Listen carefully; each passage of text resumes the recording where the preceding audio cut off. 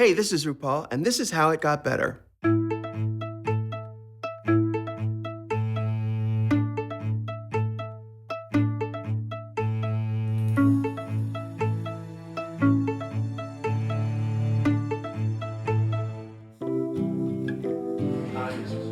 to go. Ready to roll.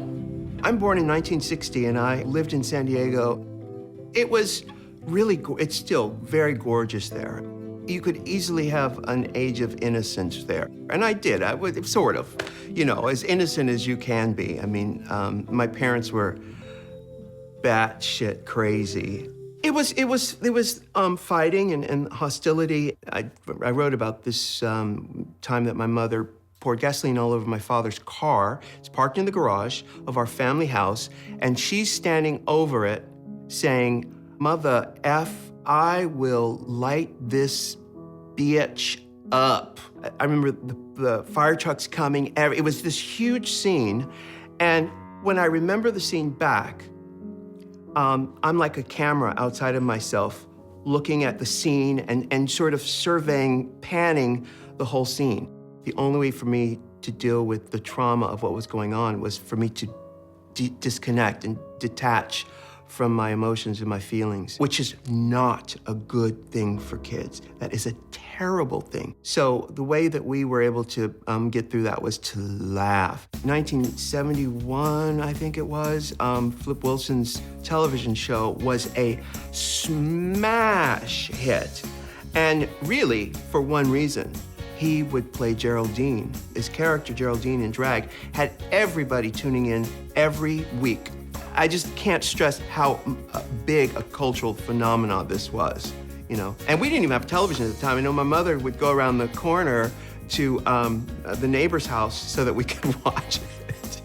People always mistook me for a girl. I had a huge afro. I was always soft-spoken. My sister Renetta tells a story of me running around the front yard with her pink dress on.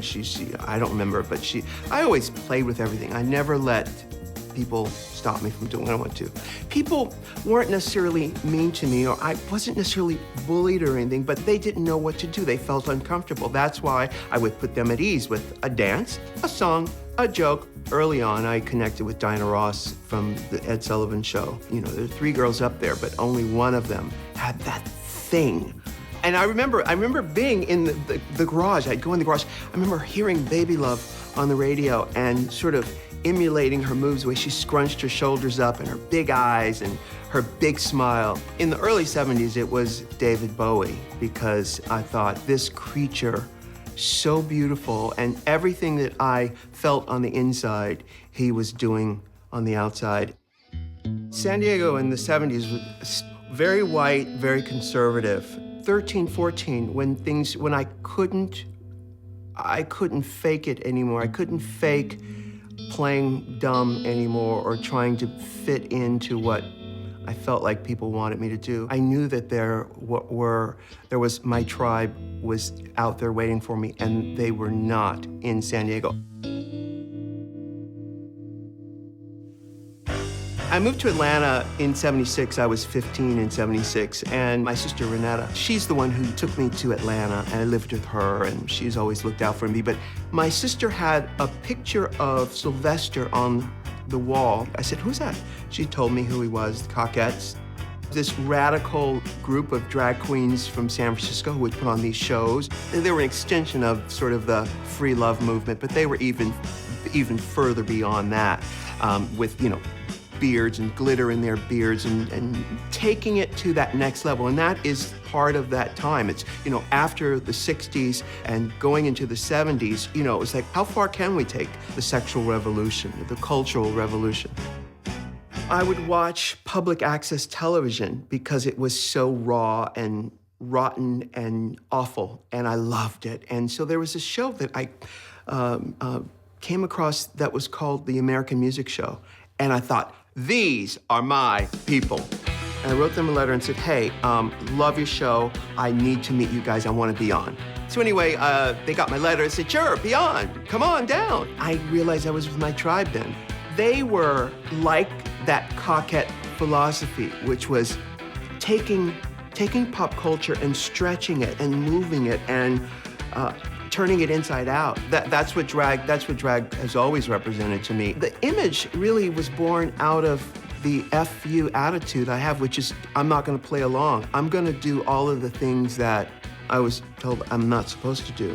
As a teenager, I would wear these wild outfits to school. And in fact, the first time I got into drag, I was doing, smeared combat boots. And the reaction I got from people was like, oh my God, your legs are so gorgeous. I'm like, are they? Really? And I didn't shave my legs, and didn't shave my chest, I didn't do any of that stuff. Nothing. But I remembered that reaction and I took note. I knew that in my heart of hearts that I'd have to go to New York first and then come to Hollywood. Because I thought I will go to New York, create a persona for myself, and then Hollywood will beckon. I realized, okay, if I really want to pull this out, I'm actually gonna wear breasts, shave my legs, and it was like open sesame. The world said, here we go. And I thought, okay, here we go. This is it. My drag has confused people, and please do not hear this the wrong way. My drag has confused people because I look so goddamn good. Most people miss the message, which is it's not something to be taken seriously. It's just a costume that you wear. For me, it's about playing with all the colors in the crayon box, or playing with all the colors in the rainbow, or do whatever you want to do so long as you don't hurt anybody else.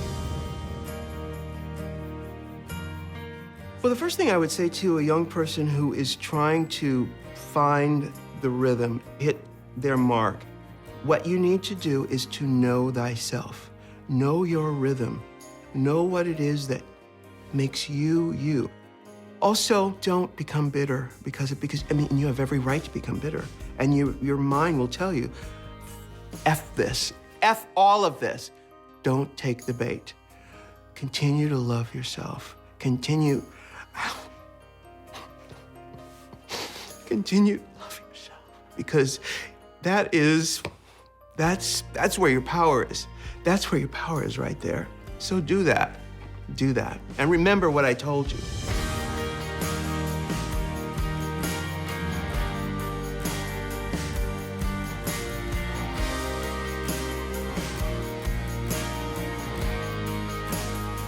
Now, I just want to ask, am I able to speak freely, like cuss and say the F word? My mother was like the Leontine Price of cussing. She knew how to do it so well, and her rhythm and tone. And so I grew up cussing and doing it really well, I love it. I love it.